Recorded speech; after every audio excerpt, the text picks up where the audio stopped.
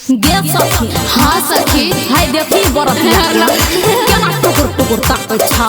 हाँ गे मुंह पे मार। ए जी आजी ऐसा क्यों करते हैं?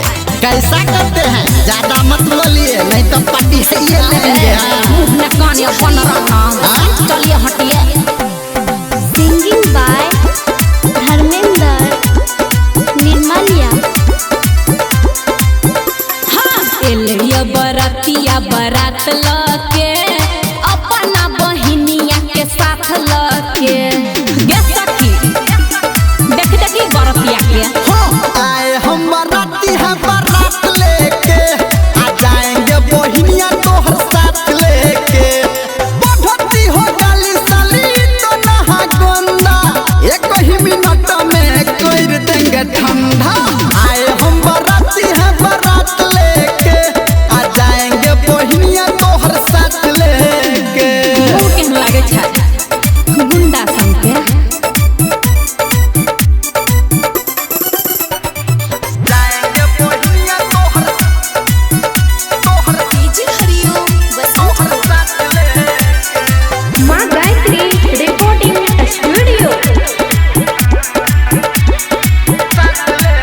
गे पूरा खानदान एकर सखी छै गे गुंडा। दहेज में मांगे साला हीरो होंडा। बोल ना कहाँ से देखी? हमर खानदान साली भोले है गुंडा। दहेज में बाप तोहर दिया नहीं होंडा। हमर खानदान साली भोले है गुंडा। दहेज में पापा तोहर दिया नहीं होंडा। शादी हो रहा है एक बात लेके। अच्छा शादी हो रहा है एक बात लेके आ जाएंगे बहिनिया तोहर साथ लेके। आए हम बाराती है बारात लेके आ जाएंगे बहिनिया तोहर साथ लेके। जाएंगे बहिनिया तोहर साथ लेके।